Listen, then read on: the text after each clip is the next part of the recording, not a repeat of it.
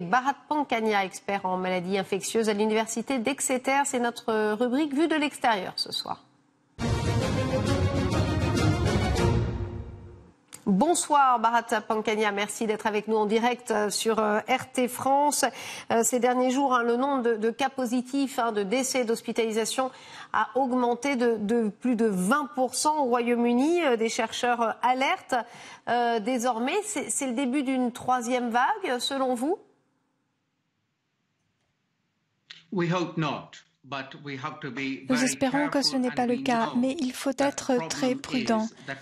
Le problème est ce variant plus contaminant. Si nous levons les restrictions, si nous relançons les interactions avec d'autres personnes, si il y a la réapparition de foules, de restauration à l'intérieur, alors les contaminations vont repartir à la hausse. Et pour les personnes non vaccinées, ce sera un problème. Alors c'est vrai qu'on ne s'y attendait pas nécessairement parce que le Royaume-Uni était un vrai exemple pour le reste des Européens. Comment vous expliquez que malgré la vaccination, le variant indien semble plus fort ?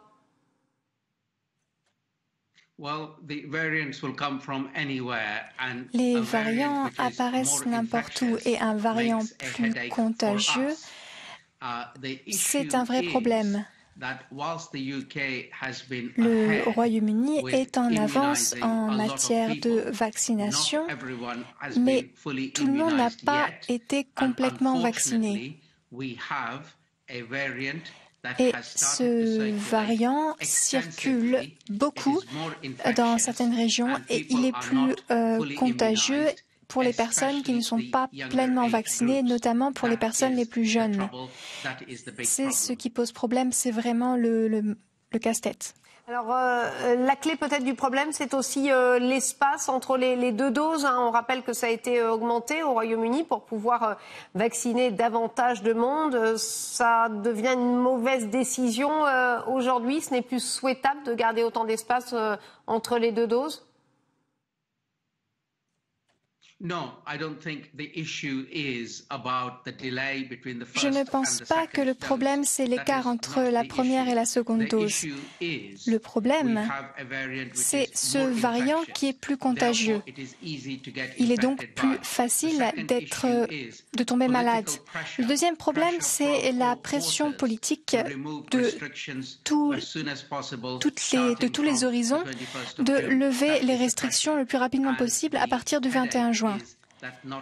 Et le casse-tête, c'est que tout le monde n'a pas été vacciné. Donc, nous maîtrisons la situation si et seulement si nous continuons à vacciner autant de personnes que possible, même avec une simple première dose.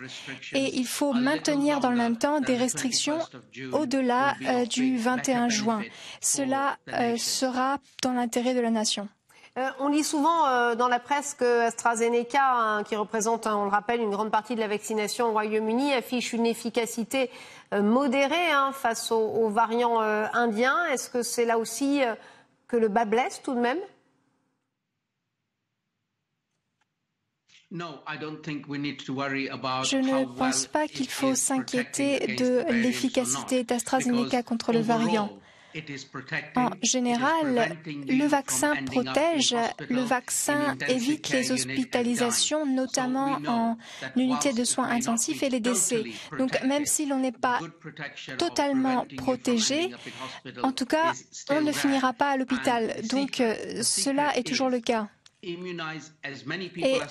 le secret, c'est de vacciner autant de personnes que possible, de baisser le niveau des circulations dans les communautés et cela rend la communauté dans son ensemble plus sécurisée, quel que soit le vaccin utilisé. En tant qu'épidémiologiste, est-ce que vous préconiseriez une remise en cause du déconfinement ? On rappelle que le point d'orgue doit avoir lieu d'ici quelques jours, d'ici quelques petites semaines, le 21 juin au Royaume-Uni. Oui, tout à fait. Et les raisons sont les suivantes.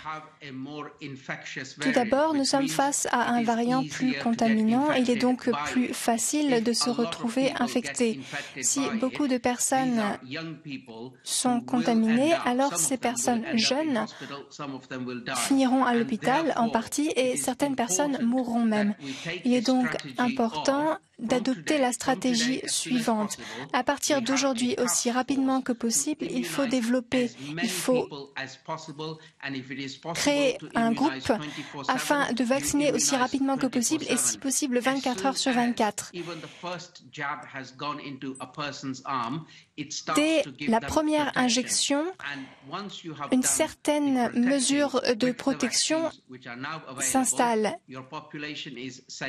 Donc cela est une bonne chose pour la population et on peut commencer à partir de ce moment-là à lever les restrictions dans un cadre sécuritaire bien plus avantageux contre le variant indien ou tout autre nouveau variant qui apparaîtra à l'avenir.